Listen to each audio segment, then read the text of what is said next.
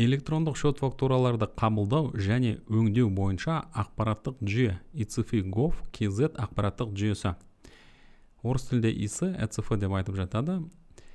Мен өзім IT маман болғандықтан маған басында түсініксіз болды. Осы icf.gov жалпы ақпараттық жүйесі не үшін қажет деген. Сондықтан бұл видеоны құжатты дайындадым. Сондықтан сіздерге де егер де осындай сұрақ туындаса, icf.gov.kz сайты не үшін қажет, оның рөлі қандай деген сұрақ туындайтын болса, онда осы видеоны қараңыздар.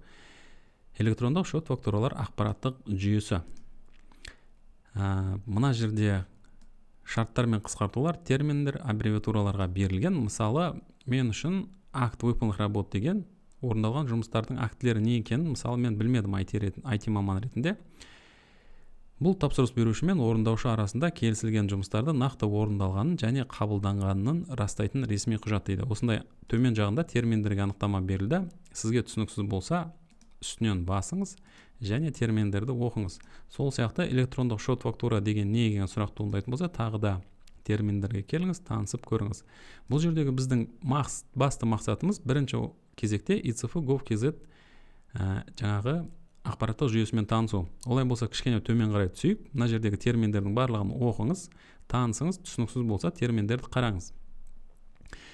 icf.gov.kz ақпараттық жүйесінің негізгі мақсаты және қолданылу шарттары.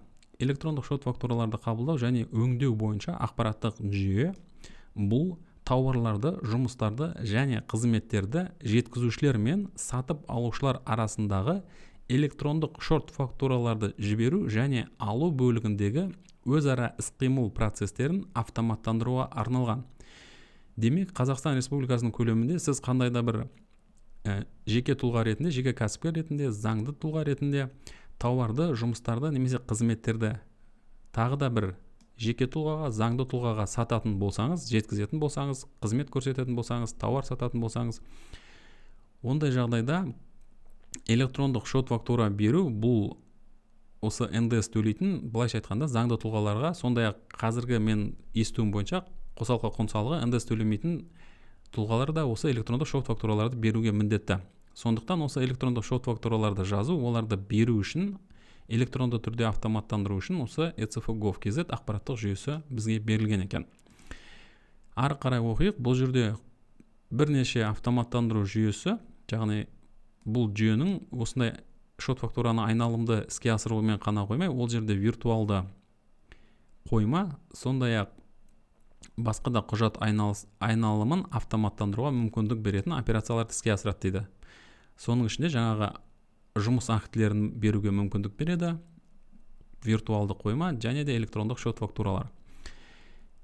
icf.gov.kz осы электрондық жаңағы порталында жұмыс істеу үшін сізге қойылатын ең төменгі талаптар дейді. Әрине бұл жерде бізге интернет керек, компьютер керек және осы порталға кіру мүмкіндігі. Одан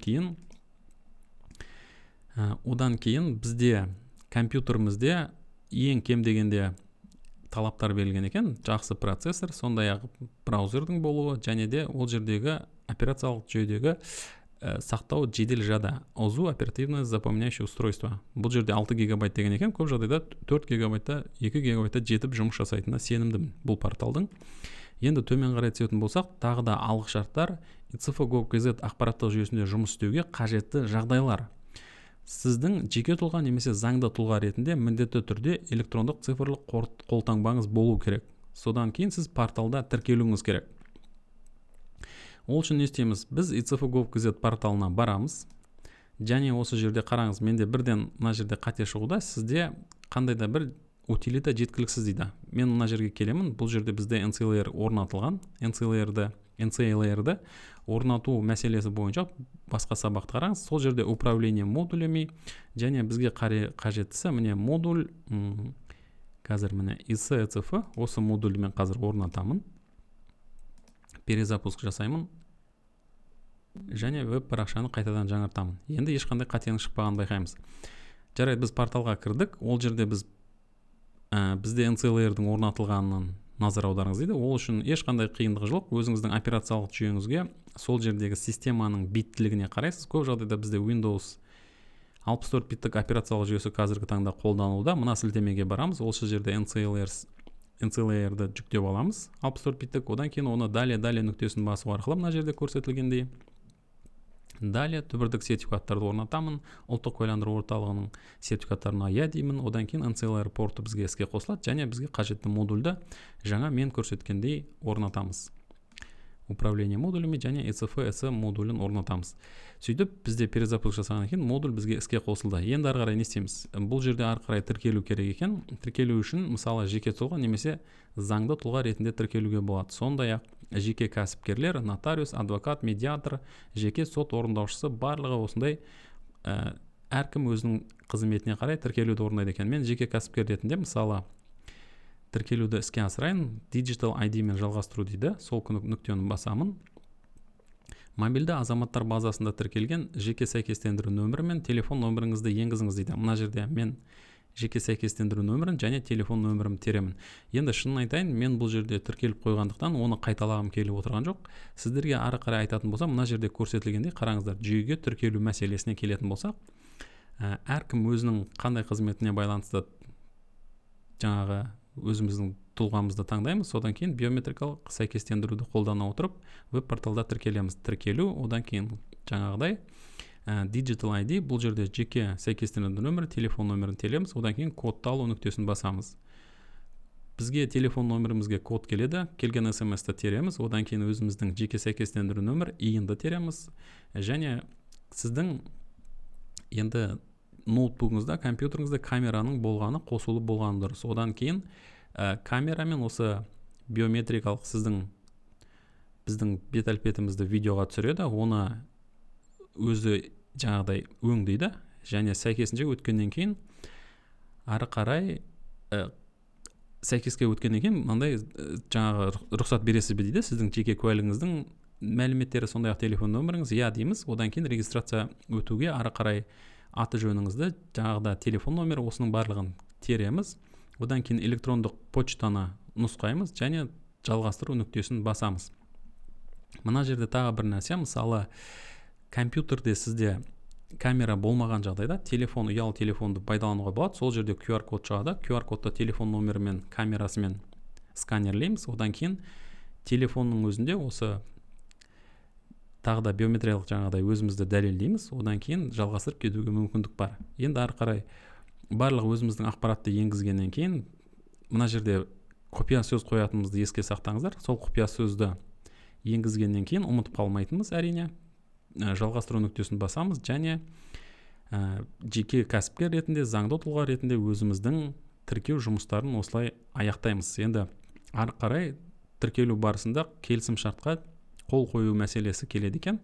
Олай болса тағы да барлық ақпаратты орындаламыз және ең соңында завершить нүктесі шығады және біз соңында тіркеліп бітеміз. Енді шын айтайын, бұл жерде тіркелу бір жағынан өте басқа да электрондық цифрлық қолтаңба алу, сол сияқты басқа тіркелулерге өте ұқсас болады. Сондықтан сізде қиындық туындамайды дегенге сенімдімін. Бұл жаңағы порталда мысалы заңды тұлғалар тек өздері емес, сондай-ақ қол қоюға мүмкіндігі бар есепшілер, бухгалтерлер және де мысалы заңгерлер, басқа да қызметкерлер жұмыс жасауға мүмкіндік беріледі екен. Ол үшін заңды тұлға осы кәсіпорынның бірінші басшысы, руководитель, оларға шақыру жасайды және сол жерде рұқсат береді жұмыс жасауға. Мына жерде міне ол ақпарат туралы жазылған, жүйесінде жұмыс істеуге шақыру, мысалы бір қандай да бір заңды тұлғаны немесе ИП-ны немесе жеке тұлғаны қосымша жұмыс істеуге шақыру және ол жерге қандай да бір сол қызметкерге құқық береді, мансап береді, полномочия. Мысалы қараңыз, счет фактураны қарауға немесе счет фактураны жасауға, счет фактураларды қайтарып алуға мүмкіндік береді екен. Одан кейін пригласить сотрудника деген нүктені басады. Ол кісі өзінің жаңағыдай өзінің электрондық цифрлық қолтаңбасын барлығын пайдаланып осы веб-порталға кіреді және сол жерде сіздің компанияңыздың шақыруын қабылдайды және жұмыс жасауға мүмкіндігі пайда болады. Жүйеге кіру үшін бізде әрине электрондық цифрлық қолтаңба болу керек, тіркелген болуымыз керек. Одан кейін YTF систему дейміз және өзіміздің электрондық цифрлық қолтаңбаны таңдап жүйеге кіруге мүмкіндік пайда болады депті. Олай болса бір рет жүйеге кіруге тырысып көрейік. Жүйеге кіру, электрондық цифрлық қолтаңбаны пайдалану. Электрондық цифрлық қолтаңба жұмыс үстелінде ECF қолтаңба мына жерде жасалды. Одан кейін мен электрондық цифрлық қолтаңбаның кілт сөзін теремін. Подписать. Тіркелу барысында берілген екінші кілт сөзді тереміз. Жаңа біз ECP-ның кілтін тердік. Енді біз осы электрондық жүйенің өзіне қойған кілтті тереміз. Мына жерде қойған болатынбыз. Қазір кішкене жоғары қарай жылжиын. Міне, мына жерде қойған парольді екінші рет тереміз. Яғни бұл өзі веб-порталдың өзінің жеке кілті. Жүйеге кіру басамын. Жоқ, парольді сақтамаймыз. Кім ретінде кіресі дейді, жеке тұлға ретінде немесе осы компанияның атынан кіремін. Және бұл жерде қараңыздар қандай қызметтерді іске асыруға мүмкіндік береді. Мысалы, менің реквизиттерімді көре аламын өзімнің, менің кәсіпорындарым, сондай-ақ сертификаттар, осы CT, CT1, CT-KZ сертификаттары туралы қосымша жеке кабинет жаңағы веб-порталдың өзінде ақпараттар берілген. Сондай-ақ виртуалды қойма, электрондық шот фактуралармен алмасу және акт выполненных работ, орындалған жұмыстар туралы акт жазу мүмкіндігі бар. Мен ол үшін кішкейтемін. Электрондық шот фактура, одан кейін орындалған жұмыстар бойынша актілер. Осыны басамын. Және осы жерде мысалы мен жасаған орындаған жұмыстарды актілерді толтыруға мүмкіндігім бар.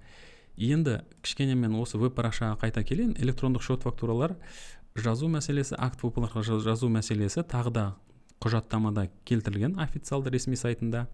Мысалы, орындалған жұмыстар туралы актіні жазу үшін не істейміз? Ол үшін мына жерде жаңағыдай керекті бөлімшені таңдаймыз, күндерін толтырамыз, компанияның данныйларын толтырамыз, барлық берілген ақпаратты толтырып, акт выполненных работты толтыруға мүмкіндік берілген. Енді шын айтайын, бұл компьютерден былай YouTube'да көптеген жақсы көрсетілген қызмет жаңағыдай видеолар бар. Соның бірін мысалы төмен жағына келтіріп кетемін. Мына жердегі терминдерді оқыңыз. Одан кейін тағы айтатын нәрсе, электрондық шот фактураларды жазу үшін, олармен алмасу үшін де тағы да құжаттамасы бар. Оны да төмен жағында келтіремін. Осылай сізге осы ECF аппараттық жүйесі туралы мүлдем естімеген, таныс болмасаңыз, осылай құжаттаманы оқыңыз. Және бір-екі видеоны төмен жағында қалдырамын, сонда тағы да қосымша қараңыз, және сізге барлығы түсінікті болады деген сенімдемін.